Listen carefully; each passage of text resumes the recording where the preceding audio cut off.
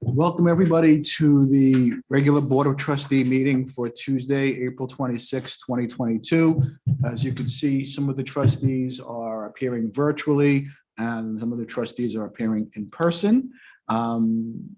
Despite that, the instructions for how the residents can log in and view the meeting are on our website and are part of the agenda attached to the board notice today. So, and we have people who are present here today as well. So everyone is welcome virtually or in person. So is there a motion to open today's meeting? Trustee Tino, second. Trustee Rosenberg, all in favor.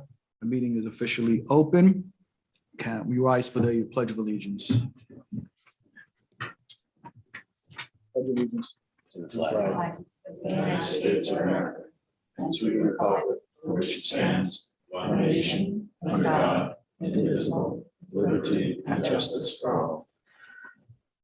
Since we last met, we lost two pretty important people who played important roles in the village of Dobbs Ferry. And I'd like to take a moment to honor those residents who've volunteered so much of their time and energy to the village. I'd like to dedicate the meeting to both of them. We lost a volunteer firefighter, former volunteer firefighter, Ronnie Bray on April 11th, 2022 at the age of 80. He graduated Dobbs Ferry High School in 1959, went on to serve in the U.S. Navy, did a tour of duty in Vietnam. He taught at Hastings High School for many years, and he was actively involved in Dobbs Ferry Volunteer Fire Department and was a member of the Livingston Hose Fire Company. He was honored 3 years ago for 50 years of dedicated service to the Dobbs Ferry Volunteer Fire Department. Ronnie is predeceased by his parents, his grandparents, and his niece Carolyn, and is survived by his brother and William and his sister-in-law Julia, as well as his sister Mary Ann and brother-in-law Robert, as well as 5 loving nephews. He was truly loved and will be fondly remembered by many. On April 21st, we also lost Ed Plotkin at the age of 89. Ed was a longtime resident of Dobbs Ferry and was extremely active in the community because he was the chair of the planning board in the village of Dobbs Ferry for nearly 50 years. He actively reviewed plans and approved land development and conservation projects. And he was very instrumental in many, if not all, of the projects that have been part of the landscape of Dobbs Ferry for, like I said, almost a half a century. So I know that some of us, I'm sure Mike and Donna, and I'm not sure who else has had very close dealings with Mr. Plotkin. I don't know if you guys want to say anything or if you just want to move forward. No, I'll just say something because I was the liaison to the planning board when Ed was still chair, and he really know how to run a meeting. He had a good sense of humor. He was fair. He was honest, and he contributed so much. I did attend the service today at Edwards, and very lovely family, very good turnout, and the stories were just amazing. He's a huge loss, and we wish his family, all the best. So we're going to move forward. We have our first item, which is a continuation of a public hearing regarding the proposed revisions to the village code, expanding the tree preservation and mandating restoration. Is there a motion to open this public hearing? Trustee Patino, second. Trustee Casal, all in favor. Public hearing is now open. In response, going along with this public hearing, we do have a memo from Valerie, there she is, explaining what changes have been made and how it's going to affect code. Do you want to come up and give us a little highlight of what your memo says? Sure. I mean, basically, at the last meeting, we made very little revisions to the tree regulations. What we did do was remove invasive species, so as an exemption. So now that will require tree permit removal as well. Other than that, we have not really amended the text since the last discussion because most of the public comment involved around the invasive species. Okay, does anybody from the board have any questions or comments for Valerie? I'll just add that we also made a minor update to the definition of critical root zone, which is something recommended by a local resident. But I think that ultimately we chose to add the invasive species to the list of protected trees because the various groups that do review trees in the village all came forward. They all had the same opinion that despite being not the perfect tree to have, it's still good to keep them. So we decided to move ahead with their recommendation and remove that portion of the exemption from the proposed tree law. Any other trustees? Okay. Anybody from the public have anything they would to say about this with Laura? Anybody online?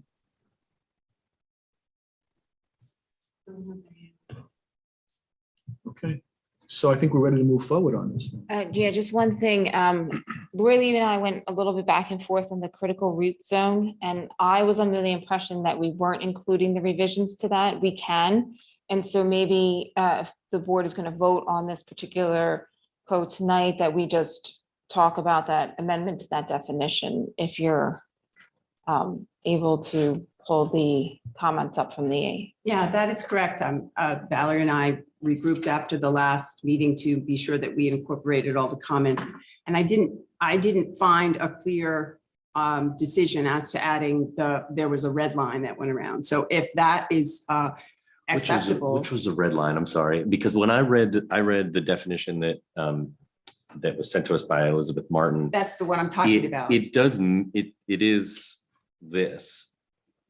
I think there was maybe some clarification about inches versus feet, but that really seems to be only substantial difference between what's in here. So I just assume you made the change. Okay. 'Cause to me, it matched. Well, then that's good. Okay. That's all That's good. that. I wanted to make sure that we've incorporated all the changes that the consensus was looking to do. So if this critical root zone CRZ definition meets. Yeah, I mean, I think the only difference was do you have in front of you? Mhm. So the second mention of DBH, that's in inches. And then it gives you, so I think that was really the only difference. I don't know if we need to clarify that in here or if that's for the building department tree commission to, they understand how this calculation works. Right. If you were to change the units, you would get a ridiculous output. Like you would get a number that didn't make sense. So it really couldn't be Right.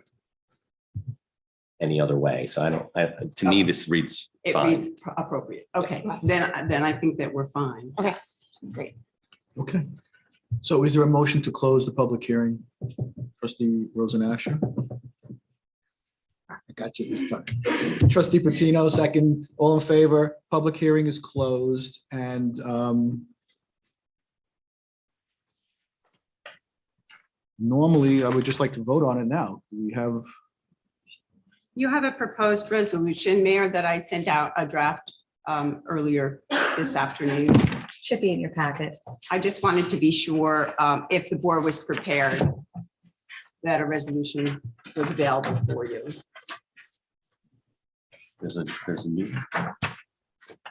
Here it is. Okay.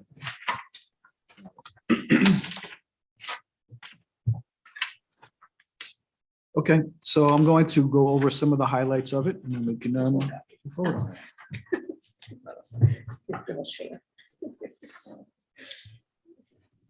Now therefore be it resolved that the Board of Trustees of the Village of Dobbs Ferry, in its role as lead agency under the State Environmental Quality Review Act, finds the adoption of the local law is an unlisted action under SECRA and 6 NYCRR Part 617 and based upon the review of the EAF Parts 1, 2, and 3 and consultant memoranda prepared for this action. The Board of Trustee hereby adopts a negative declaration in connection with the proposed law. And be it further resolved that after conducting the necessary review, the Board of Trustees of the Village of Dobbs Ferry hereby determines that the proposed law is consistent with the village's local waterfront revitalization plan. And be it further resolved that the Board of Trustees of the Village of Dobbs Ferry hereby adopts a local law amending the text of Chapter 300 zoning to establish criteria and regulatory procedures in connection with the protection, removal, replacement, and preservation of trees in the village. And be it further resolved that the Board of Trustees directs the village clerk to file, post, publish, and distribute said local law in accordance with the applicable laws, including New York State Village Law 7-706 regarding zoning code text amendments. Is there a motion to pass this resolution? Trustee Patino, second, Trustee Rosen Asher, all in favor? That passes 6. Oh, no, you voted? Yeah, Oh. but 6, I know you're not used to seeing me. but Yes. 6-0. Thank you, everybody, for that. I appreciate all the work that was done by so many people, volunteers who went through all this. I know it was a lot of work. I know Trustee Patino spent a lot of time on it, and I want to thank everybody, Valerie, Laura Lee, for all the work that they've done to move this forward. So thank you very much, and we can move on to the next item, which is a public hearing to discuss the Veterans Exemption Modification. Is there a motion to open this public hearing? Trustee Rosenberg, second, Trustee Rosen Asher, all in favor. The public hearing is now open. Laura Lee? Yeah, I can just provide a quick summary. This introductory local law was necessary.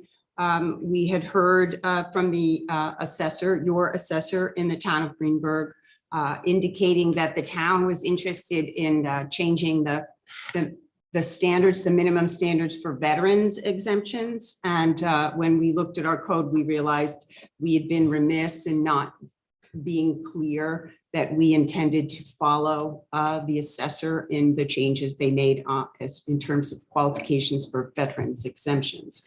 Many of the exemptions, the senior citizens exemption, the veterans exemption, volunteer fire department and ambulance companies exemption, the Cold War veterans exemptions had been inadvertently left out after you gave up your assessing unit in 2016. So we wanted to add those back in by resolution and local law. So it's clear in your code that you're going to follow those exemptions, which you have already approved in your capacity as a village.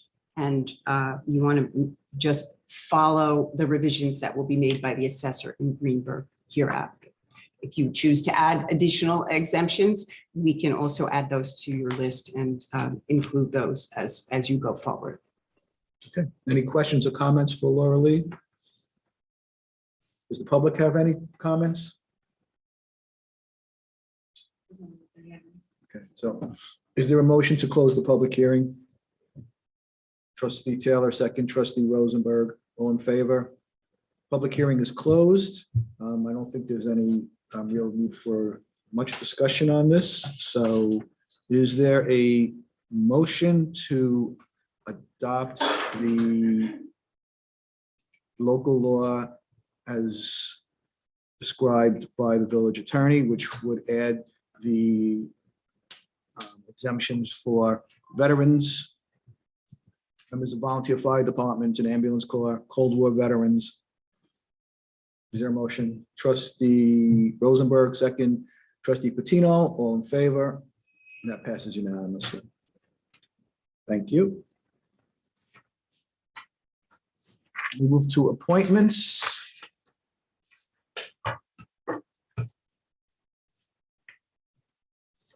We have received the resignation of Paul Monty as a member of the zoning board. And sorry to see him go. I know he's been a member of the zoning board for quite a number of years. And I was liaison for that for quite a number of years. So I've seen how well he worked with the committee and how important he was with that board. So we are sorry to see him go, but we are lucky to have someone who has been an alternate who's ready to step in as a full-time regular member of the zoning board. So we're going to appoint Joe Capasso to fulfill the unexpired term of Paul Monty. Do I actually need a motion for that, or? It's a resolution for that. I have to do that? Okay, so is there a motion to appoint Joe Capasso to replace Paul Monty and to fill his unexpired term? Trustee Patino, second trustee Taylor, all in favor, and that passes unanimously. Thank you, Paul, for all that you've done, and welcome Joe to full-time job. I say full-time, you're now a regular member of the zoning board of appeals. You're not going to get a salary for your full-time position. Okay, so let's go to courtesy of the floor. Is there anyone here who would like to speak? Yes.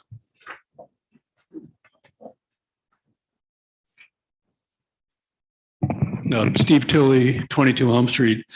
I just wanted to say something about Ed Plotkin, whose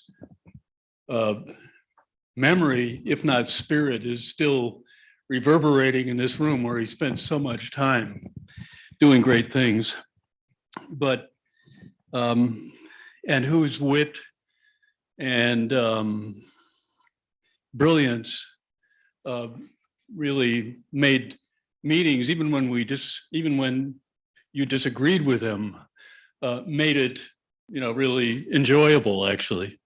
And I have to say that personally, I want to acknowledge my debt to him as a mentor and as actually somebody who really helped me in my career and connected me with a lot of resources and projects, and was a real leader. So may he rest in peace. Yeah, we opened the meeting with acknowledging him and dedicating this meeting to him. Thank you. Yeah, I was trying to think of how to say this. I mean, Ed, I also learned how to be the chairman of the AHRB from Ed, while he simultaneously sort of drove me nuts and made me laugh about it. And so I have really fond memories of Ed, and likewise, I think he sort of was generous about mentoring everyone who he came into contact with. So I also am indebted to him for his guidance. Is there anybody who's in virtual who wants to speak? Yes, Patty would like to speak.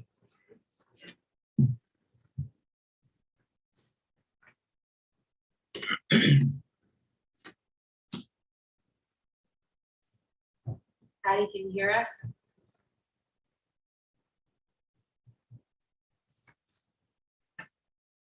Patty, can you hear us? How about if I unmute? Now can you hear me? Yes. Okay, well, that's good. That's always a start. Following from, what Steve just said, I think Steve and I had a slightly different relationship. I think Steve enjoyed the fact that he was, kin with Ed in terms of being a chair of a committee. I had the enjoyment of appearing before Ed pretty much solidly for several years.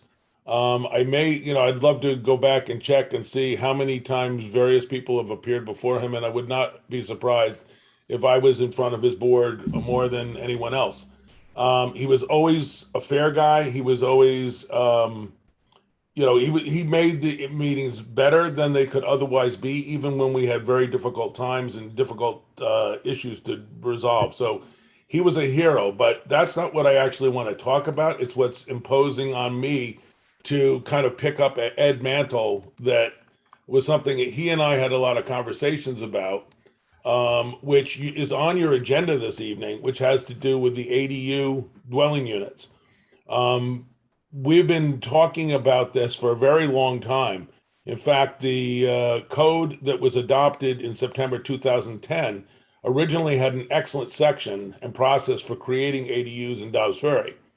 Unfortunately, one of the trustees said that he was going to vote against the code if that was not removed, because he said there were already too many illegal apartments in Dobbs Ferry. And because they wanted a unanimous vote, it was removed. I think that was a tragic mistake. I think we need to remedy it. I know you're giving consideration to it. Hastings has permitted ADU since 1980s. And Irvington recently adopted an ADU law. Neither, however, has had a flood of units created. In fact, possibly due to the limits and the requirements that they've imposed, they actually have gotten very few. Hastings had 25, which is down to 18. And Irvington, I think, only has 1. I think we need to really figure out how we can make this work, because we talk a lot about affordable housing, but what ADUs provide for us is kind of the inverse of those words, and it's housing in Dobbs Ferry that's affordable. And it may not only affordable for the people living in the ADUs, but often for the people who own the buildings that have the ADUs in them. And I think we need to get this done sooner than later. I also think that we need to take into consideration, I heard some of the comments that were made last time this was discussed, and there's no reason that you can't do the accessory dwelling units as incidental residential units. They do not need to be structured so that they would convert a 1-family into a 2-family or a 2-family into a 3-family.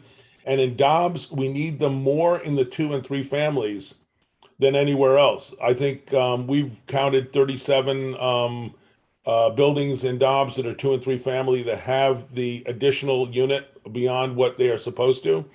Many of those are actually recorded with the town, so they're being taxed on them, but they, they're not recognized that way on the CO. So I think we need to find ways of legalizing those, because I don't know anyone in the building department who has the sand to go and tell the widow Jane that she needs to get rid of the apartment in her basement, which is the only way that she can continue to live in her house. All right, Patty, I don't want to cut you off, but we are doing, we're going to schedule a public hearing on this. I'm matter. aware of that. I just want you to be on the right footing before people even start to talk, which I'm hoping this will influence in the spirit of Ed. Okay. All I'm really telling you is I think you really need to get this going, and we need to do it in a way that encourages people to be able to do this without their then being confronted with increases in taxes for themselves, because this is a way of staying in your home, not in a way of generating more money. And I think we need to recognize that, there really is a strong need, and we have to get this to happen. So thank you very much. Again, if anyone wants to speak about the accessory dwelling unit, I suggest that you wait until we have the public hearing on it, when we can be better equipped to deal with it. But is there anybody else who would like to speak? No one else has their hand raised. Okay, anybody here? Okay. So I should have said from the beginning that Trustee Sullivan is running late, and she does tend to appear, and I know she would like to be part of the continued discussion on the escrow application fee. So I'm going to table that for the moment. And just moving, before I even get to the accessory dwelling units, Chief, are you here for the parking meters? Yes. Only? Okay, so we could move that up in the place of the escrow application fees. We could move to the discussion number 5, which is a discussion regarding the parking modems and parking meters. So I hate to throw a curveball to you, Melissa, but can you deal with that? Yes, and just to remind you, before the escrow discussion, there was going to be an advice council. Right. So I'm waiting for. Let me just pull up. I was ready for the meeting. No, I know. Hold on. And Mayor, I just want to point out that you did receive some correspondence from Ms. Vicky Jones, and you can certainly hold that and enter it into the record when you open your public hearing on the ADU law. when that happens. Okay, thank you. Okay, so we can acknowledge receipt and hold it and put it in the record. Okay, So with regards to the parking meter upgrade of the chief was contacted by Integrated Technical Systems, who provides our modems in our meter heads, to advise us that we need to upgrade our modems. It's at a cost of approximately $38,000 to the village. So the chief and I were speaking along with Jeff, and we thought we would bring it, now is a good opportunity to bring it to the board with the Main Street Sidewalk project that's underway, to see if there are a few options here to consider. One is to go ahead and implement the upgrade to the meter heads. The second option is to remove the meter heads. If that second option were taken, we would remove them during the Streetscape project and not put them back into place. I know there is a concern about people being unable to use the app to pay, which is what we use now, Park Mobile. So there were two options if you chose to get rid of the meter heads. One would be for us to research kiosks and placing them throughout the village. We can meet with the Park Mobile team to see where they would recommend the kiosks be placed and how often, so that people don't have to walk too far. Alternatively, for the senior community, which would be most likely the people who would not have the ability to use a Park Mobile app to pay for parking, we can have the option of offering them meters. I'm sorry, I always say that. Permits for the senior community, which would allow them almost a prepayment of parking meters, and it would allow them to park in any spot in the village that would utilize the Park Mobile app. So we're looking for guidance from the board as to whether or not we should look into the kiosks, we should look into the permitting, or we should just go along with the recommended action from ITS, which is to upgrade the meters. well, I think those meters really are, they work inconsistently. They don't seem to be the most efficient way, best way of doing things. So I would be in favor of removing the meters. Then we can talk about whether we want to do kiosks around the village and a permit for the seniors. But that would be the way I would think about it. Sherry, what do you think? Would we also have permits for people who are disabled? There would be permits that we still have. This is another issue for another day. All of the parking permits that we issue, you can go over that further, Chief. There's almost a permit for every kind of scenario in the village. So we've been discussing possibilities, which some may not be favorable, and we don't have all of the information, but yes, we would continue to have other permitting, but this would be one that allows the senior community to be able to park in the spaces that would require the app. Okay, and then the kiosks, would those be like what they have in Hastings, where there's a machine and you Yeah, just kind of it's like push it in? what- So we can have one at Cedar and Main, and we can have one down on Lower Main. and- They would probably be more often than that. It wouldn't be so spread apart. Okay. There's a recommended distance Distance, to right. to parking Like in the meters, city. because people don't like to walk to the Right. meter, but they're like what we have in our lots. Right, in Yonkers, they have And you those can pay too. with cash Right. in those. Right, like they have in Yonkers. That was gonna be my question. It would be good to have, if it's possible, with the kiosk, to be able to pay in cash, because you run into Rita's for 15 minutes. Park Mobile, you gotta park for like an hour, and there's a fee to the Park Mobile. When you use Park Mobile, I believe there's a fee attached with that. So I don't want to discourage people from coming downtown and parking because it's too my other concern with just using Park Mobile is, again, I don't know if we've had any issues with it or not, but Wi-Fi reception in downtown is very spotty. And people trying to access Wi-Fi to do the Park Mobile app, if they're Or in if the you dead don't have zone. 5G, you there's a- can't get it either. Yeah, so there's a problem. Also, as far as issuing permits, it sounds good, but that means that somebody has to pay for an entire year. Well, there are senior permits now, correct, Chief? But they have designated parking meter heads. No, No, that That's would the go market through the price, though. central business district, which is the same sticker. They just, upon application, they indicate whether they are a senior or not. And then the fee is adjusted accordingly. The same would be true with like the commuter or the dailies that we were issuing. There is a daily rate and a senior rate as well.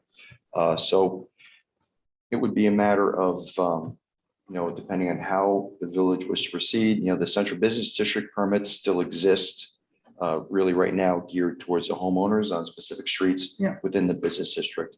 They would pay a lesser annual fee than say like a business owner. But if we maintained a cash input someplace, that would take that issue away, would it Jeff, not? do Or is we- there no way of doing that? Jeff, do we collect cash? We collect cash in the Yes. kiosks, right? Yes, yes, we do. Just wanted to make sure. Matt? There's one important thing to consider too. If you have a permit, then you don't have a sort of a natural limit on how long somebody parks unless we're going to start marking tires and really doing that through observation. The meters enforce turnover. Turnover is good for the business district. Nobody should be parking in a spot there all day during the business day.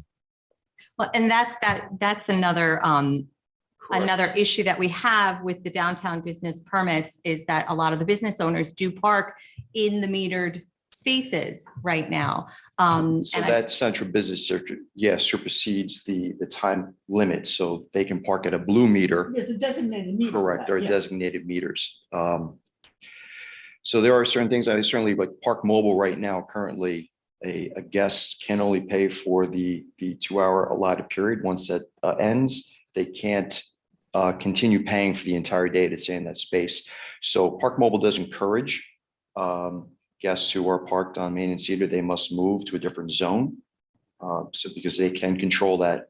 Another option that Park Mobile does offer is some municipalities, they do 15 minutes of free parking.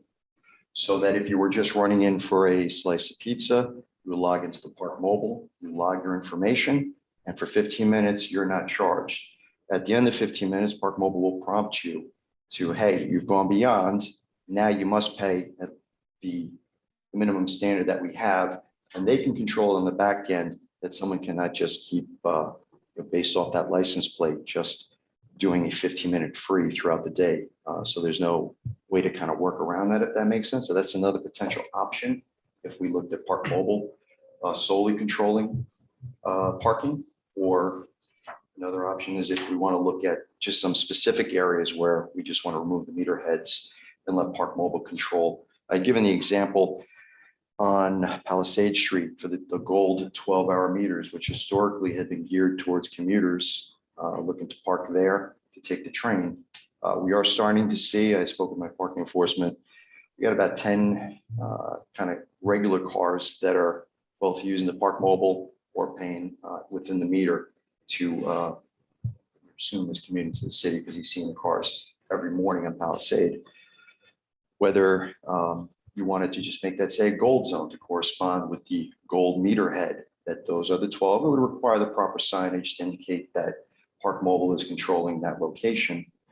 But theoretically, it would clear up the sidewalk of meter posts. I think Just that, a couple different options. I think this requires an in-depth review of the permitting within the village at this time. If we can just focus on the meter heads, if the board wants us to determine what our options are, if we remove the meter heads and we can look at the kiosks and or the permitting, I think the permitting in all of the spots is something that we need to do an entire overview of the village parking and bring that to the board. But that can be done next. I think this needs to be done by July 1st if we're going to take action with replacing the modems. So I'll get started. I think that the $38,000 cost to upgrade the meters that barely work, I can never get those to take my credit card anyway, is a foolish a waste of money. So I think just off the bat, I think we should convert as many of those into Park Mobile as possible, particularly on Palisade Street, like you mentioned, which would clean up, was sort of an unsightly, haphazard, half-leaning group of meters. I think that there's an important element you bring up, which is that there are people who are not going to, my mom is not going to use Park Mobile ever. Right? So there should be some alternative, whatever that turns out to be, a first free 15 minutes would be, oh, you have to use Park Mobile for that anyway. So, but I think something like that, maybe a kiosk or a few, 2 or 3 around. But again, the goal is to save some money. So I wouldn't want to put in, if we have to put in 12 kiosks at, $2,700 a piece, it sort of defeats the purpose. I'd rather just get rid of paid parking. Donna, Can these meters, like, if we don't upgrade them by July, will they still be workable until we put So- in a new system? So unfortunately, that's the other issue. I spoke with Joe Yolano, the rep from ITS, and the information he's getting is that they believe it's going to be a slow degradation. So by the end of July, as they transition to the 4G, the meter heads may have a much more difficult time trying to communicate with the home server, at which point, at some point thereafter, they just stop working. Is that just the credit card? Or is Be the that credit card as well as the, any is it information coin that's going usage into too, the- or just credit card usage? it would be any information that, because that's going in. So while the meter head will register the quarter, it's reporting back what money is coming in for the accounting purposes. So that is what their concern is. But certainly the credit card will not wind up working over time. I know Larry- Right. Yeah, listen, unless the other options are prohibitively expensive.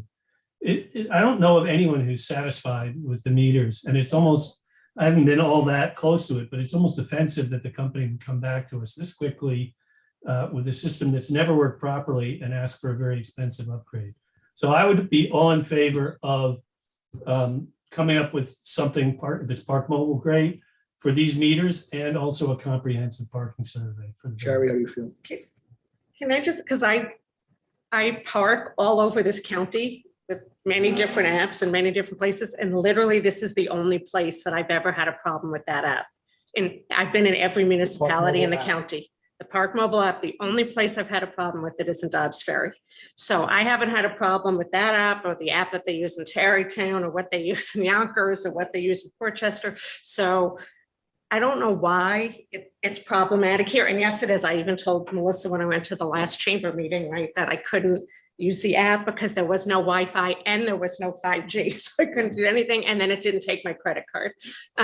So we've all had problems with it. I'm just wondering what is specific about Dobbs Ferry that makes this app that I've used all over the county without any issue. And my mother, my 81-year-old mother, has been able to use all over the county. So I don't know what it is. So I don't know if maybe they all have upgraded and we haven't upgraded. It's not, I don't know what it I think is. it's all Wi-Fi reception here. It's I the don't believe it. terrible cell service in the downtown of Dobbs Ferry. It just, you can't open the New York Times app either on Main Street, particularly if you're in a car or in a So restaurant. You that's can't do what it. needs to be addressed, is that we don't have good broadband, we don't have good Wi-Fi, we don't have good cell service. It's not just the meters. It's true. When I'm, Sure. if I'm at dinner at Sam's, I can't have to walk outside Right. to get anything on my phone. So I think that's the bigger issue, which isn't what you want to discuss right now, but that's clearly, But that so would go I for just want to kiosks. just make Yeah. sure that the frustration is not necessarily with the app itself or the meters themselves. It's with the working together of the technology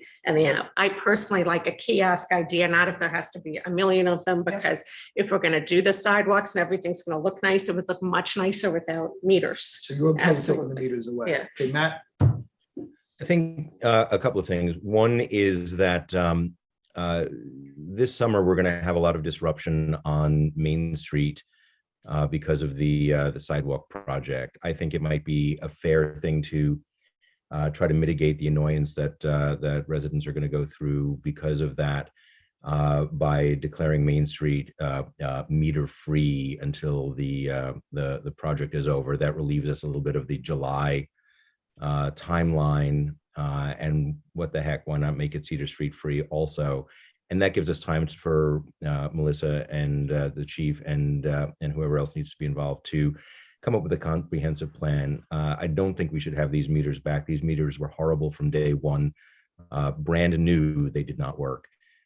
So I don't think it's particularly an upgrade to 5G issue. As we were just discussing, there's no 5G in the downtown either. There are ways for us to mitigate that. We could build a downtown mesh network at fairly low cost. In order to be able to do that, we could talk to Altice about opening up some access down there, as they've been rewiring for gigabit.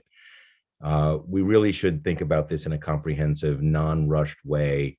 July 1 represents rushing. I think we should talk about a parking meter holiday through the summer at least.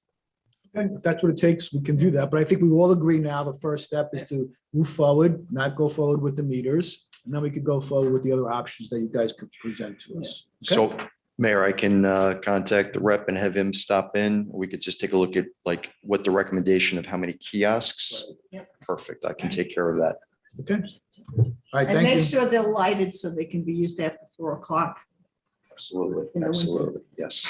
And Chief, you're not talking about having the rep for the company that provided these meters in to give us a bid on some other Oh. non-working No, I thought it was technology, are you? It's Park Oh, Mobile. it's ITS. It's McKay makes, they're kind of the main manufacturer. They're kind of one of the, I could try to find if there's another player in town, so to speak, but ITS kind of is the company in New Jersey that provides municipalities these meters. It's not really their product per se.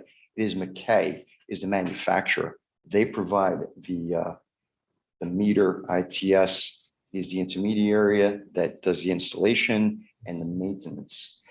Do not believe that there's really anyone else, as my understanding in my short time, that handles these parking meters. Park Mobile is a separate standalone company that just handles the parking app by phone.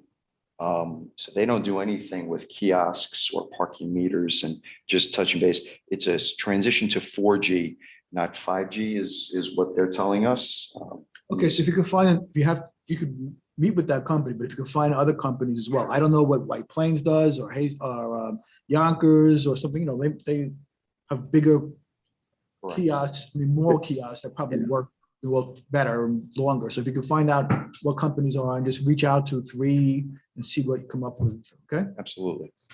And Mayor, for the 5:10 board meeting, then we'll have information if you want to consider waiving the parking fees, because we'll have to gather the information for the revenue so that the board has that information for a waiver. If we do a waiver, we should look at some way of doing 2-hour parking, because there won't be any turnover and the businesses will be harmed by the fact that there's no turnover.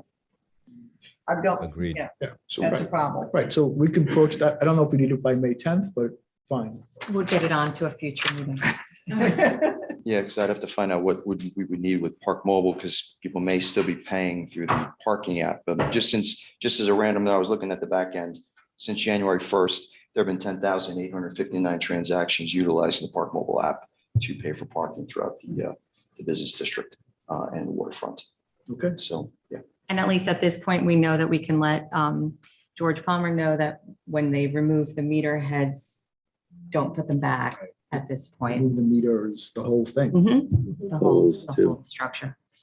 Okay. I'll have Thank more you. information for you next. Thank you. Okay. Yeah, but don't just stay with that one company if you could have. I will look to see who else is out there. Absolutely. Thanks, Chief. For other manufacturers, if there's no other intermediaries, just other manufacturers who can Correct. deliver technology that works. No problem. Thank you.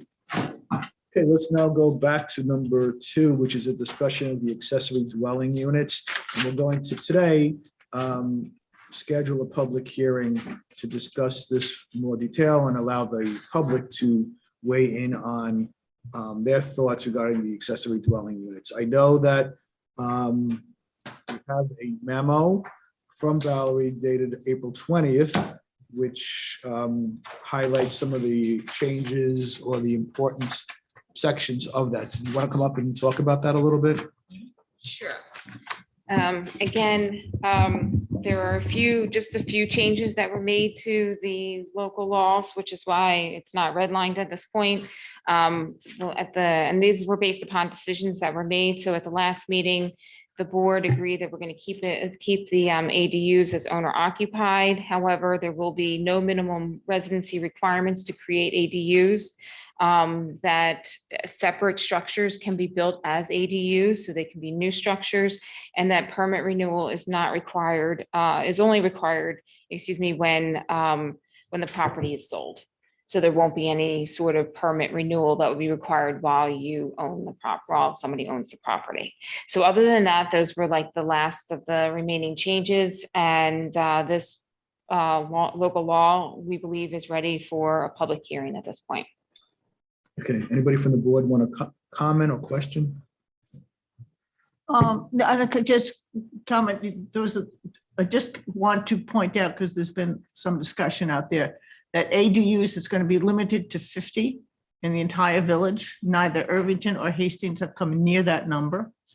The size of the apartments are 300 to 800 square feet. 800 square feet maximum, 2-bedroom maximum, so that reduces the density issues. Anything that is built will be going before the planning board and the AHRB.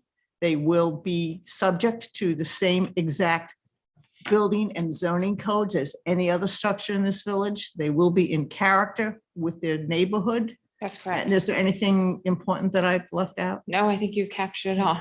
And the building department confirmed for your last discussion that the codes specific to accessory dwelling units are not the same as if you were converting into a 2-family property. So there are advantages to having this smaller accessory incidental to a single-family residence. There are advantages in this way. It doesn't necessarily commercialize the single-family zones. It just permits this as an alternative housing option. And I think that highlights a point that we discussed some time ago, and that was raised by Mr. Steinschneider tonight about other zones besides right now we only are doing this for one zoning district, right? It's just the It's for all the single family. all single Yes. family. So this doesn't include a number of other districts that We're looking at that. We're going to be looking at that that. probably would benefit quite a bit without, again, changing the character dramatically of the neighborhoods. I can think of my own neighborhood, for example, which is 2-family zoned. There are, a number of houses that are perfect candidates. They're through street lots, and they have a primary structure on Ashford. They have a secondary structure, usually a garage on Virginia, and there's a few other neighborhoods like that. They seem, again, great candidates for this. I think that we should look at those. And I don't know if you have some more to add to that. No, just that we had Yeah. discussed in the Affordable Housing Task Force about doing that, but we want to do this first, get this set, and then look at if there's something else. We didn't want to include it in this go round. So Well, we're gonna be looking at just it, so yeah. I'm just saying, it wasn't just if we're going to go through all this once, shouldn't we just get it right? Is it what, or we can talk about it. It would get way too complicated. We'd have to almost, So I think some of the issues that we'd want to look at, let's just say you took a 2-family, right? So you would now need to figure out how you're going to deal with the 2-family homes, right? Versus the accessory dwelling units, right? So all those would have to be defined very specifically, because theoretically, an accessory dwelling unit is 2 dwelling units within one primary structure. The difference is that it's an accessory to, and that's why we're suggesting to keep the owner occupancy, because really there is those little nuances, and that's the assumption, is that the owner is choosing who they're going to rent those individual apartments to. And a lot of times it is family members or somebody they're very in close contact with. So the structures themselves are a little bit different. There are a lot, there's a number of different options that the board could look at, but I think in terms of the way this code is structured, it is structured, or this local law is structured, it's structured very right now for single family districts as opposed to some of your multifamily districts. Yeah, I think we should just move along on this, and then we can come back. And oh, yeah, definitely.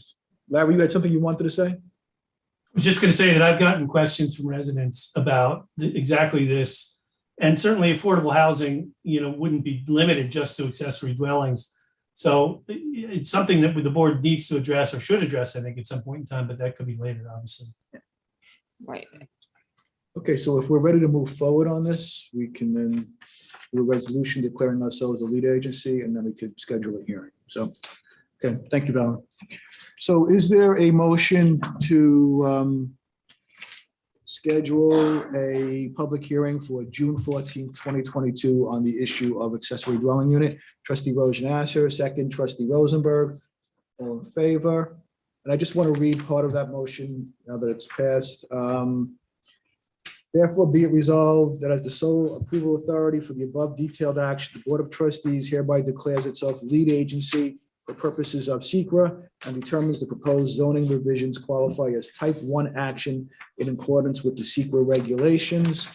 And be it further resolved that the Board of Trustees calls for an introductory local law to be drafted reflecting the proposed amendments to the village zoning text and calls for the scheduling of a public hearing to receive comments on the above referenced law in the boardroom of Village Hall on May 20th. So am I doing this May 24th or June? No. Resolution I have here says I'm putting over until May 24th, 2022.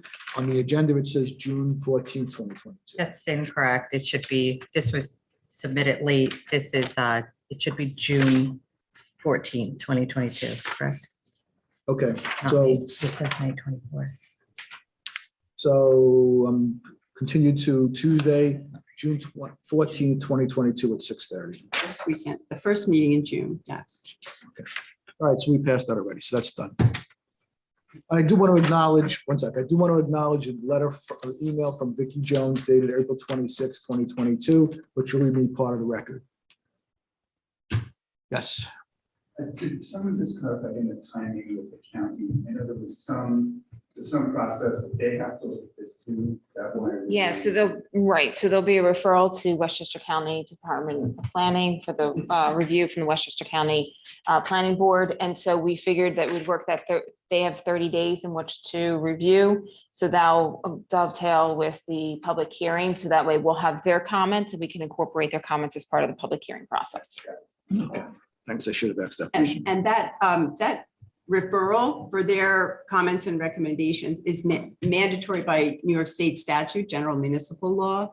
So if the board, for example, were to act without having received the comments or the expiration of 30 days, it would actually be a nullity and it would nullify any action. So we wanted to build in enough time.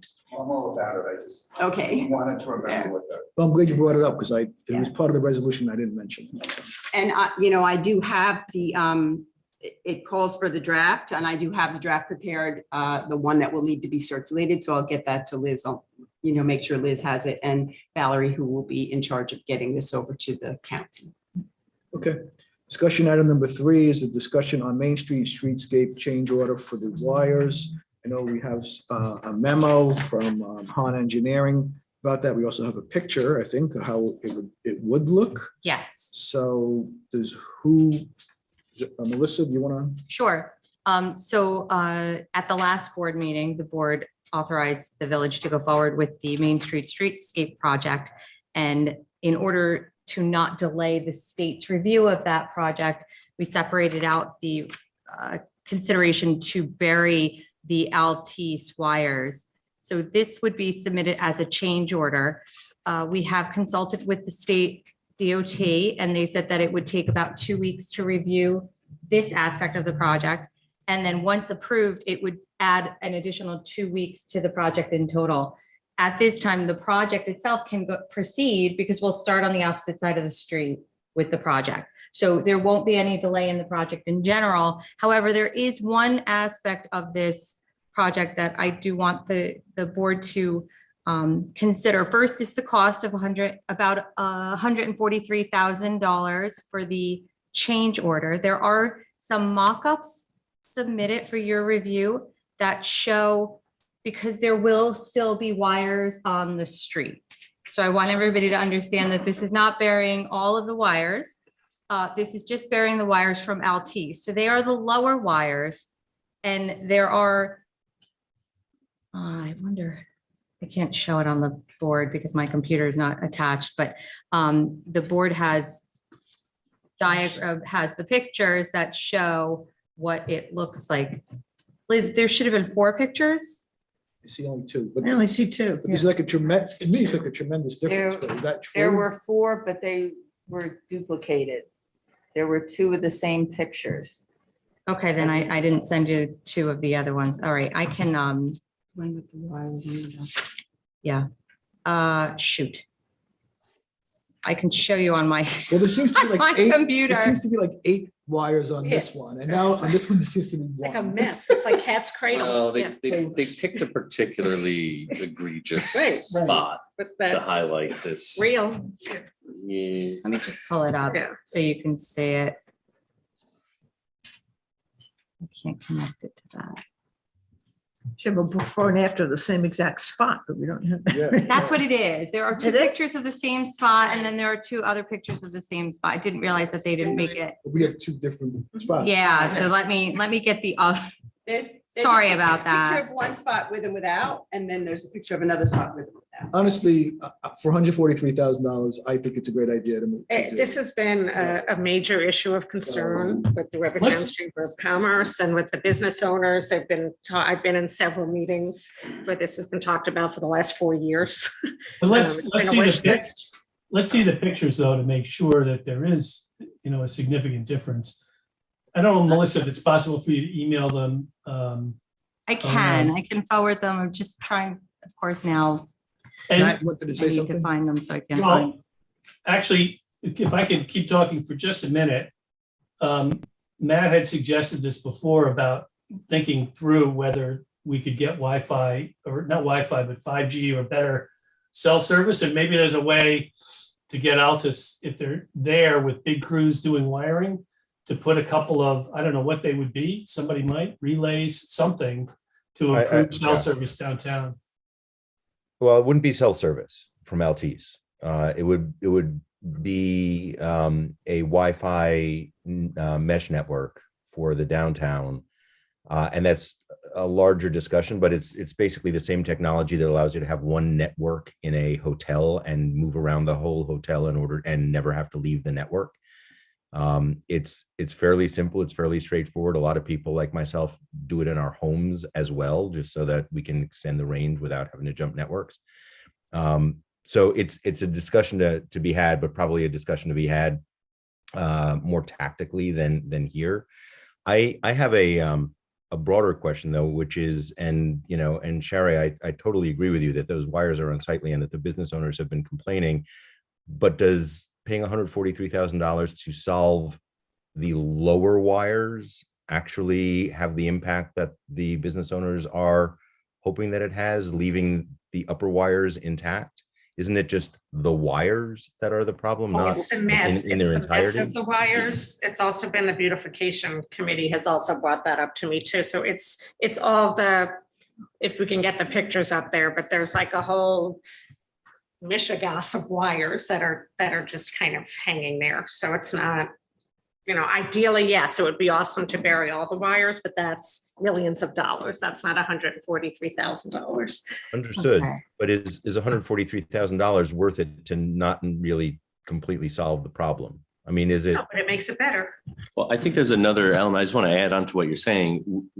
We should keep in mind that this is only a portion of Main Street and doesn't include Cedar Street at all. So what we're talking about is, we lose everyone, No, she just did a service. is Do $143,000. you have the other picture? Because I can send it to you. I'll send it I to you. didn't share immediately. I didn't know what you wanted. you saying? It's $143,000 for one section of Main Street. So if we wanted to include all of Cedar and all of Main Street with just the removal of the low voltage wires, we'd be talking about a number much larger than $150,000. So this is just one portion of it. The idea that it's going to transform the downtown, I think, is not the case. It's going to change a little bit this one section of Main Street. So I personally think the true cost is much higher than $143,000. And then, of course, the line voltage, which is the higher lines, and the unsightly poles, which are part of that system, aren't going anywhere. So personally, I think it's I don't think it's a, Investment. no, I think the real number is closer, is 6 times is what we're looking at to do it all. And so if we're willing to commit that kind of money for the whole thing, then we should be starting here. But if we're not, it's just going to fix one small section of the downtown.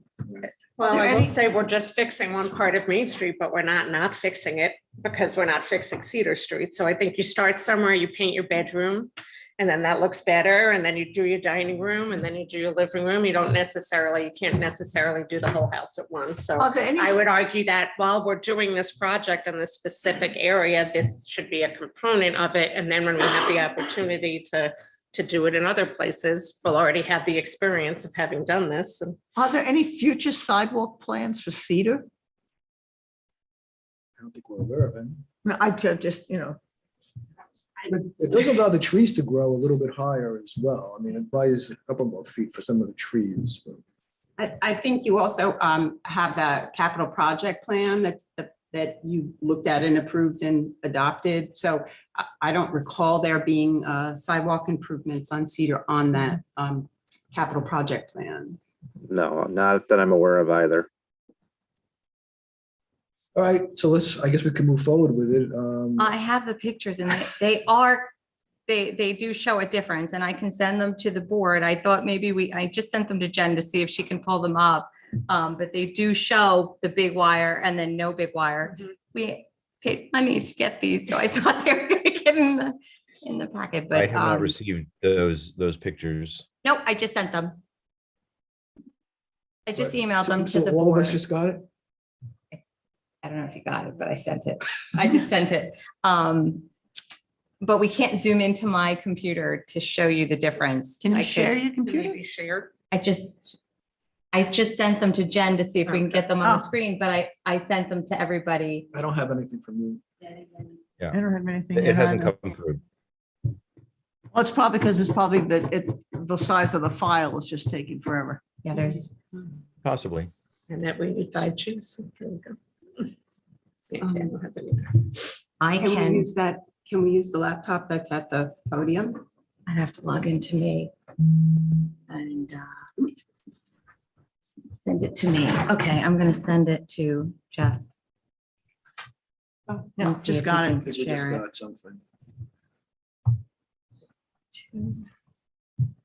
Yeah. Share. I'm sure we can open it. Come on, download. I think Matt and Larry have it now. They could share screen. I see. Oh, yeah, here it is. Yeah, I'm happy to share my screen. no, we have it. Sorry about that. Well, it's not actually completely in yet.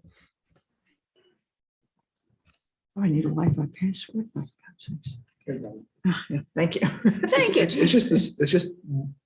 it's 2 pictures of the same spot. 2 pictures of the same spot. One has the wires and one has no wires. But there is one aspect of this project that does have to be considered is the fact that it will require the business owners we have to advise them that this is happening and they have to consent to having a lockbox installed. It is supposedly at no cost to the property owner. But if they choose not to give their approval to install a lockbox, they will not have access to cable. Hmm. That's the result.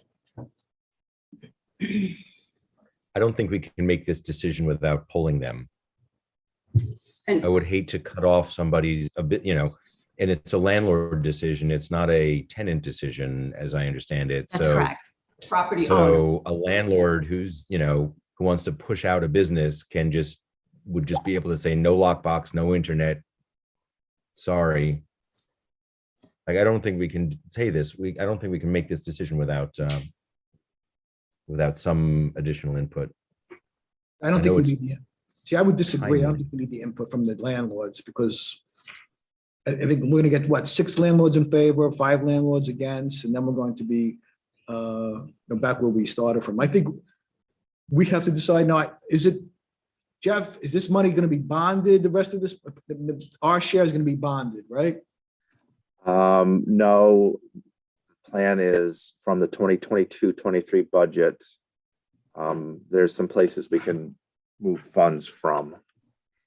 From the capital fund, right, Jeff? Is the plan? Yeah, to the capital fund, but yes. What would be the total village share? 143,000. No, I mean in total for the project. It would be total $1,044 and $1,044,381 is the total cost of the project. Not the village's total. Yeah, Oh. less, what is it, 550,000 in 550. federal. Correct. Right. All right, so let's just move forward. We can make a decision whether we're going to forward with it. The majority rules. So, and again, I'm not going to do it right this second. It's just a straw poll to see where we're heading on this. So all those in favor of paying the 143,000 to remove the Altice lines, please raise your hand. Okay. So. Okay. I would like to have just a little more information. I do have concern about the landlords. I mean, if they're not doing this, if they wouldn't allow us to put the lockbox on, Altice to put the lockbox on, I mean. And they don't have the access to cable, right? Mhm. Right. Like, what- That's Well, their, yes, it would make them a less desirable exactly. property to occupy. Okay, so it looks like we have a majority, Okay. so I'm gonna make this a formal vote then. So is there a motion to authorize a change order for the Main Street Streetscape project to remove the Altice wires at the cost of $143,311? Is there a motion? Trustee Rosen Asher, second. Trustee Taylor, all in favor? Okay, that passes 4 votes to, No, I'll vote for 5 yes. votes to 1. Voting against. And just for the record, I Just for the record. Yeah. changed my mind after seeing the photographs. Yeah, Okay, in case they've been, let's hope they were correct. let's move over to discussion number 4, which is a discussion of waiver of site plan for 86 Main Street. I know we have a memo describing what's going on. Dan, do you want to take the lead on this? Yes, this is 86 Main Street. The owner, Mr. Porco, he's doing a renovation on the building. He's doing an excellent job inside and out. When we were doing one of our inspections there, we noticed that he was doing work on the backyard too. He had plans and everything. He just never filed for permits. He has drainage dug back there, which causes it to get site plan approval. He moved over 300 cubic feet of soil. So we're asking that maybe if the board could waive the site plan approval and just have our engineer look at the drainage and confirm that it's all good, because he does have it all open right now. And I don't know if it's good to leave it open for the public hearings and everything and to take time. It'd be better to get it closed up sooner than later. And in your opinion, is it safe? Is it being done right? I believe it is. And he even, when we stopped him, he did have engineered plans that he was working off of from the drainage and everything. He just said to us that he thought it was a repair because the walls were there and he was making it better, that he didn't need a permit. But then we let him know he did. So if we're gonna waive a requirement because somebody went ahead without a permit and we don't wanna make him stop for too long, then why do we have permits? Yeah, no, he's still gonna get a permit. It's just, if he didn't start the project, yes, he could have went to the board and got the proper approvals. It's just, he has a big hole opened up right now. That's why I would ask to waive the site plan approval. Nothing has changed really. He just built walls with newer material and stuff. It's all existing, and he's putting up a newer fence. Just so I'm clear, he's gonna put in money for escrow that's gonna cover the costs of the, whatever the other costs that come to the village as far as engineering or planning, that Correct. escrow will cover that. He has already put up an escrow for that. Okay, and also any permitting fees he'll be responsible for? Yes, he will. Okay, And there's a, just to point out in my memo, there's a provision in the code that allows for this expedited process in section 300-52A2. It says that the planning board or the village board of trustees may waive the requirements of a site plan review.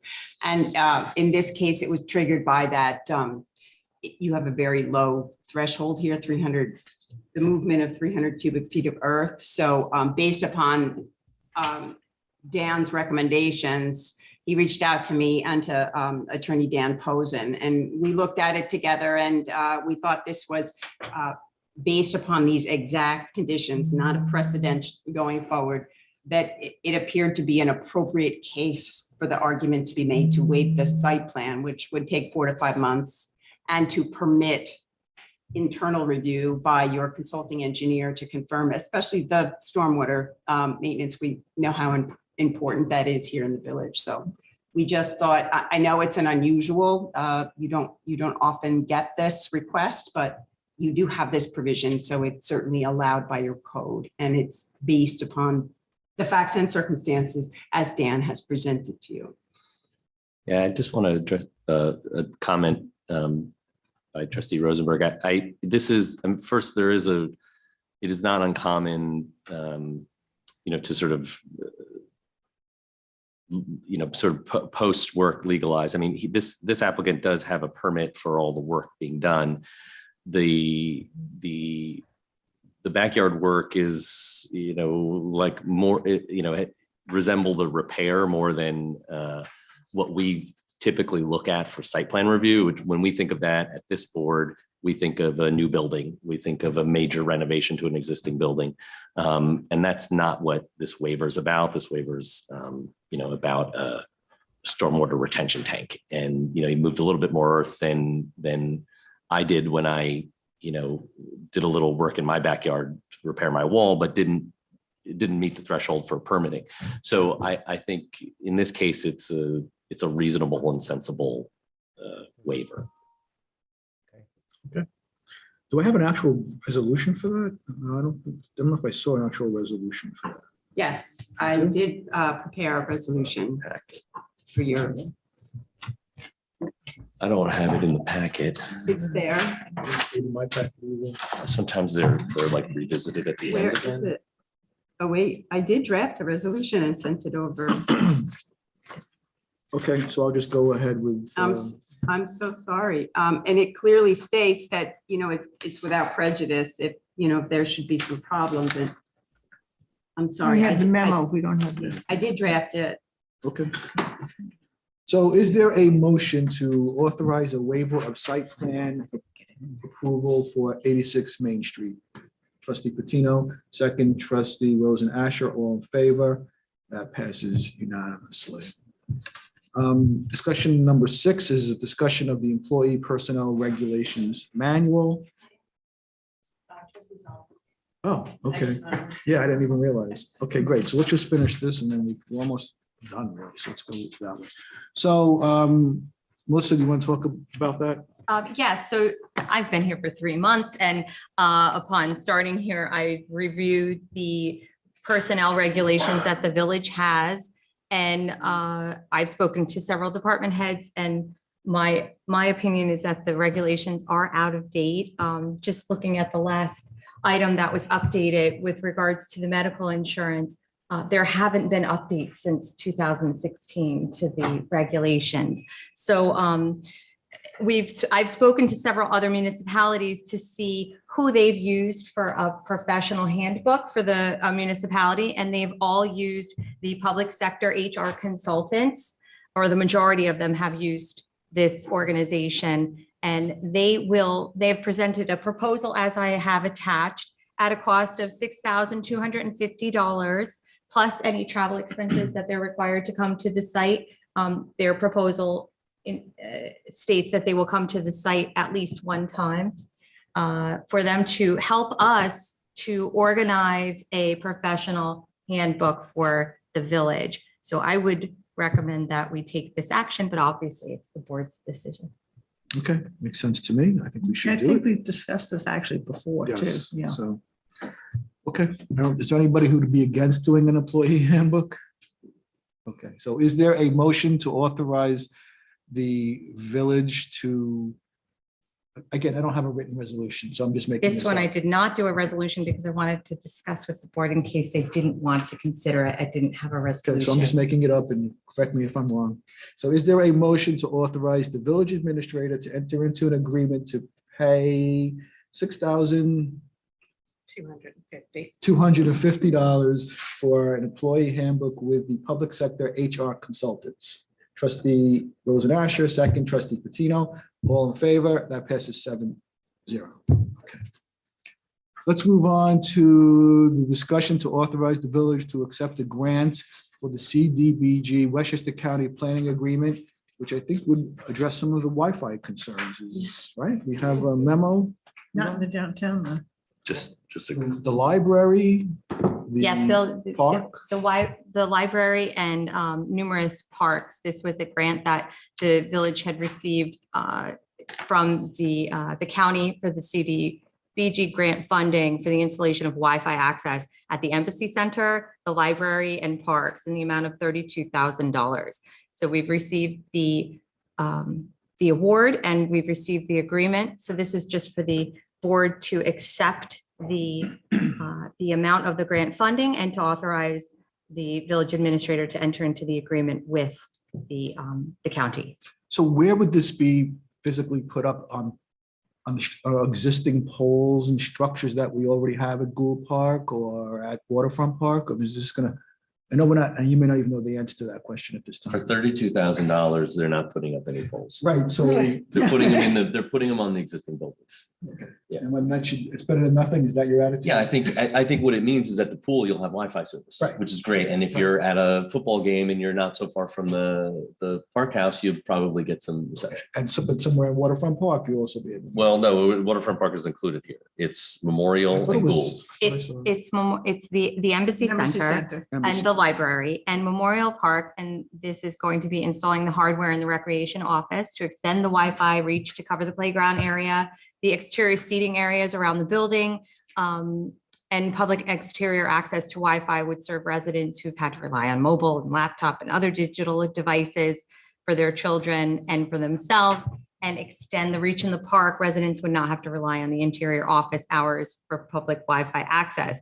They would also install 8 picnic tables in the Wi-Fi accessible seating area at Memorial Park, so the after-school classes and senior activities could run even when the buildings are closed. And in Gould Park, they are going to place them in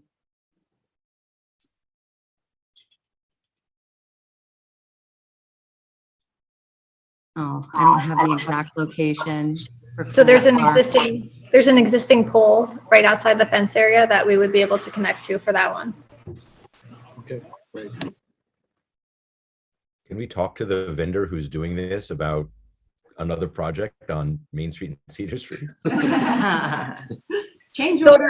So that is one of the things that we can explore. I think if we run a fiber, somebody said, then we might be able to pick up the downtown as well. But it's definitely something that we need to look into. Okay, then we definitely should. Yeah, we should. Okay, so is there a motion to authorize the village administrator to execute and sign a contract with the County of Westchester in connection with the receipt of grant funds on the CDBG program for installation of Wi-Fi access? Trustee Rosen Asher, second, trustee Patino, all in favor, and that passes 7-0. Discussion of the installation or maintenance of the docks at Waterfront Park. I think we spoke about this, right? Yes, this was discussed at the last board meeting on April 12th with regards to the 2 quotes that the village received. And the lowest quote for the installation, removal, and emergency removal of the boat docks for the 2022 season is in the amount of $11,700 is being awarded to Custom Marine at the approval of the board. Okay, so we've already discussed it, so we can just move along. Is there a motion to authorize the village administrator to accept and sign the proposal from Custom Marine for the installation and removal of boat docks at the Waterfront Park at a cost not to exceed $11,700? Trustee Patino, second. Trustee Sullivan, all in favor? That passes none. Did that matter? You voting or did I, you're not voting? So, I'm voting no on that. right, so let's just make sure I have it straight. All those in favor, raise your hand. I'm going to vote against it Okay, as so it's well. 1, 2, 3, 4. It's 5 in favor, 2, all against, raise your hand. Against the use of. Okay. Only so- because I think, I don't think we should be spending that kind of money for a handful of people who aren't residents essentially. Okay, so you have the 2 who voted against it, right, Liz? Okay, good. Okay. Item number 9 is a discussion and resolution regarding the adoption of the 2022-2023 budget. We've had a public hearing on this. We've had a public workshop on this. We've discussed this so for at least 2 meetings, and I think we are ready to move on this. So is there a motion to consider a resolution to adopt the final 2022-2023 budget? Trustee Patino, second. Trustee Sullivan. Any discussion on this?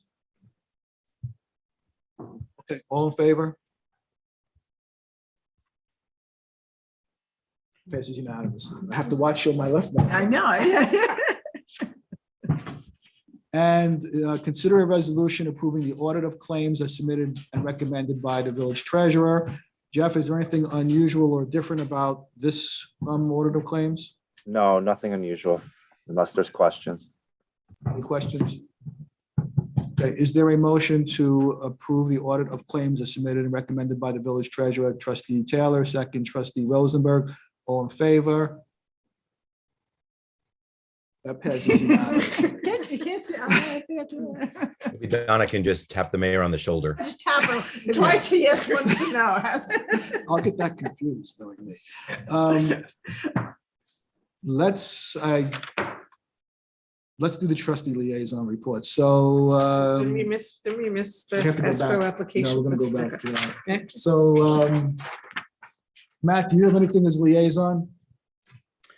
The HRB continues to do its business. Some people are very happy about it. Some people are not very happy about it. Larry, do you have anything? I do not. Nicole? I do not. Sherry? The beautification committee had a very successful cleanup on Saturday. Lots of people showed up to help clean up downtown, Ashford Avenue, the aqueduct. So that was great. We're talking about a few other things that we'll bring up later. The Human Rights and Diversity Committee is working on a calendar to present to the board that will mark out things that will kind of happen on an annual basis. So we'll kind of be prepared for everything. They have been issuing some really good statements that have been going up on our Facebook page. I encourage everybody to check out the village Facebook page. And on tomorrow night, there is a town hall meeting at the Greenberg Library on I think it's, I'm going to get the title wrong, but it's like gender, race, and equality. The Human Rights and Diversity Committee is supporting that, and you can do it virtually, or you could show up at the library. You can check that out at the Greenberg Library website. And I'm also, we're working on scheduling a meeting of the downtown committee, a more official meeting other than just meeting with all of them individually. And that's it. Okay. Mike? The CAB held an event cleaning up the During estate Sunday. That was successful. If you could attend. And we saw earlier today the zoning board has a new member. Otherwise, nothing to report. Donna? Just again, the senior center is gearing up for the summer for programs. There's going to be a conversation group for seniors discussing, issues that they may have come upon during the pandemic.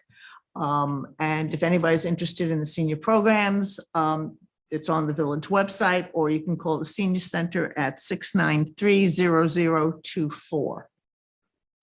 And I just want to, I know Shari alluded to it and so did Mike, the weekend was an extremely busy weekend. We had the Little League Parade where a number of the trustees attended. It was the Mayor's Cup, which I was not even asked to stay for, but I was happy to see that they have a Mayor's Cup. I don't know who won the Mayor's Cup. We should find that out. But it was a great attended event. And then we had the fire department had their volunteer recruitment day. I don't know how that ended up going, but I know we stopped by there and saw how that went. Give them encouragement. And then on the aqueduct at Gould, at Main Street and Cedar Street, we did stop by and we saw all the mounds of garbage that were picked up. So, and I know that similar results were found throughout the village. I want to thank all the volunteers for all their work that they've done and all the efforts that they did to maintain the village and the spirit of the Little League. So that's great. I know on the original agenda, there was a mention of a presentation by Safe Streets, and I don't want anyone to think that I skipped over that. That will be done at the next Board of Trustee meeting, which I think is May 10th, right? So they will make a presentation at that time. I also know that I put over the escrow talk. We're going to go back to that and discuss it, but first we're going to adjourn to an advice of council meeting so we can discuss some legal, have a legal discussion regarding the escrow fees and the village's responsibilities for non-governmental organizations. So I need a motion to adjourn the Board of Trustee meeting and go into advice of council meeting. Trustee Taylor, second trustee Patino, all in favor. Okay, we're hereby adjourned. People who are virtual should go to the advice of council link. The rest of us are going to go into the conference room.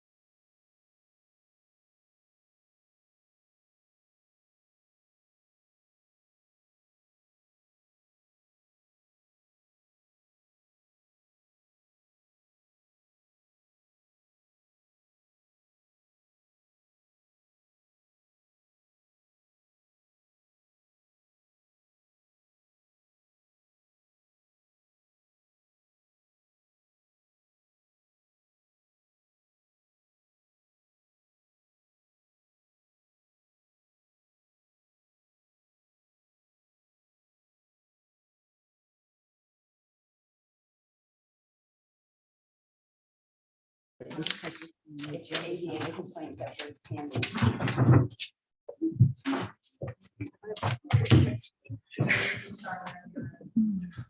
Okay, is there a motion to reopen the trustee meeting for April 26, 2022? Trustee Rosen Asher, second Mike Patino, all in favor. The meeting is officially opened. We have discussed the escrow issue. We've Obtain the advice of counsel you requested. pertaining with the advice of counsel and our planner, and we've come to a better understanding of what our obligations and rights are, and we're going to adjourn the matter to the next Board of Trustee meeting on May 10th, 2022, so we can take the appropriate action. Having said that, is there a motion to adjourn this meeting? Trustee Patino, second, Trustee Rosen Asher, all in favor? Donna?